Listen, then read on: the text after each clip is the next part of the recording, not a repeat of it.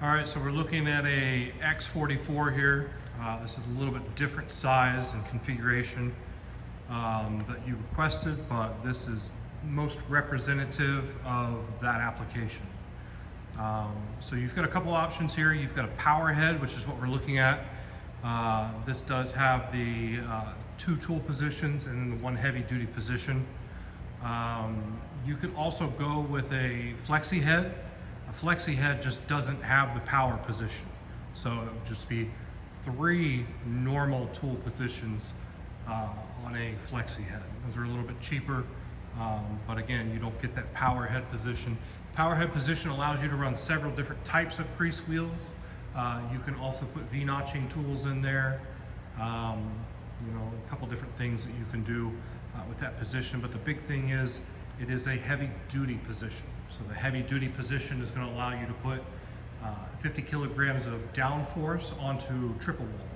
So if you're not really doing a whole lot of that, then the power head is a little bit overkill for you, and the flexi head is going to be your best option. So we're going to run the first file here. This is the counter. You see I do have it taped down there, and I've got it against the bump stops. This machine does have a couple guide rails right here along the side and bottom. I just like to tape the counters down, and then you'll see me put that sheet of material just right on top of there and run that on top of the counter after I clear it. So let's see how the counter runs, and then I'll clear it.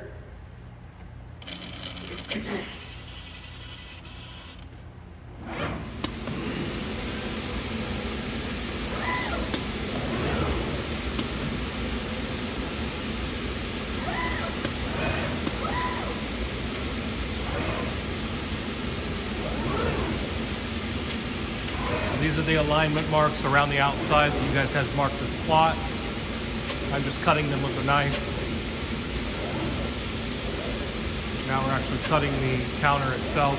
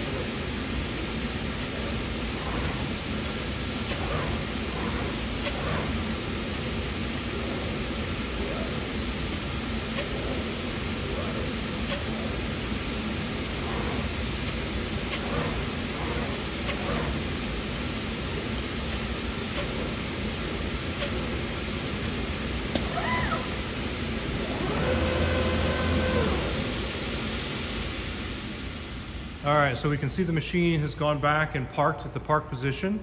It's also deactivated the vacuum, and this is why I like to tape it down, just so that this doesn't move on me at this point. I'm gonna go ahead and clear the counter, and then we'll talk about the next steps.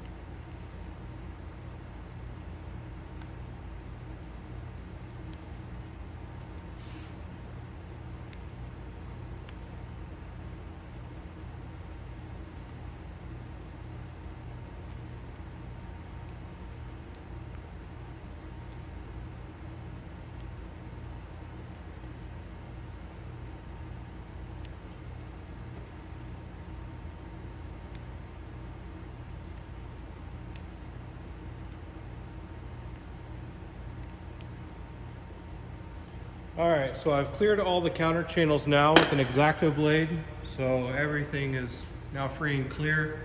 So the next thing I'm going to do is I'm going to zero out the table on top of the counter. So we're going to be cutting to the counter. So I drive the machine over with a laser pointer in the position I want to check. I activate the vacuum, and then on the computer system there's a button called tabletop reference. I'm going to hit that button and we'll see that green foot come down and press against the material.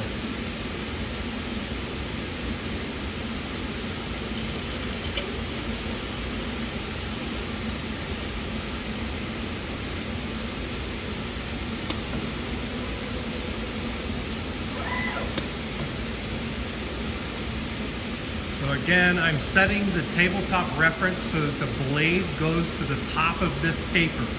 We're no longer cutting to the belt, the mat. We're cutting now to the paper. So I'm gonna push everything out of the way and I'm gonna apply my final sheet and we'll see how it runs.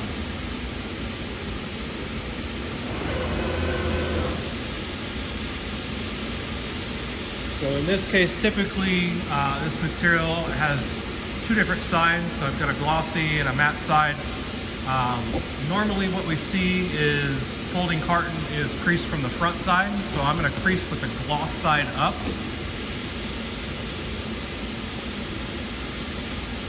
So I'm just aligning it to the metal edge here. And that looks pretty good there.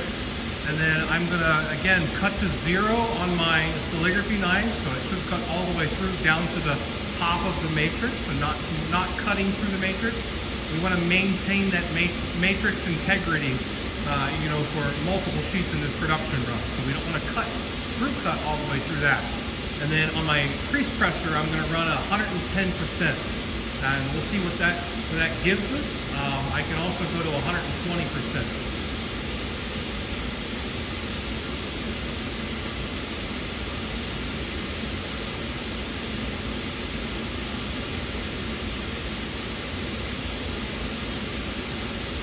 All right, starting the run now.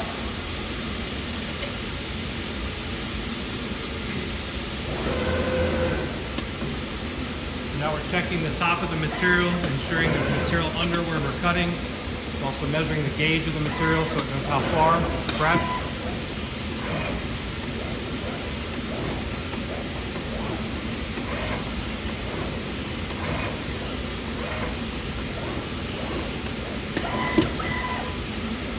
Calligraphy knife, screw cutting. We always decrease this first, cut flat.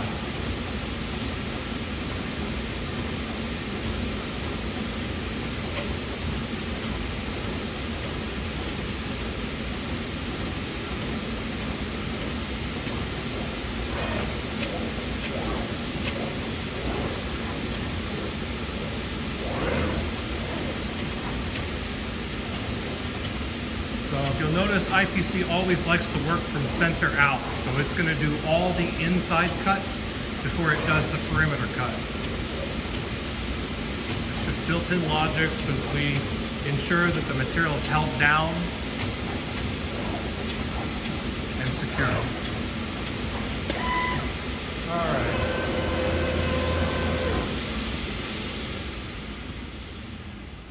So there's our cut piece. Here is our cut, and you can see the matrix just barely has the tip of the blade into it. It's still in nice, good condition.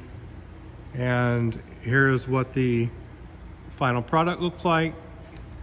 Creases on the back side. Looks like they could be a little bit higher pressure.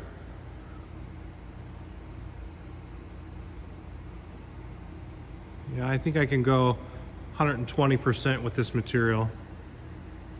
So I'm gonna go ahead and run another sample at 120%. I'll mark this one, and then we'll get these in the mail back to you. Thank you.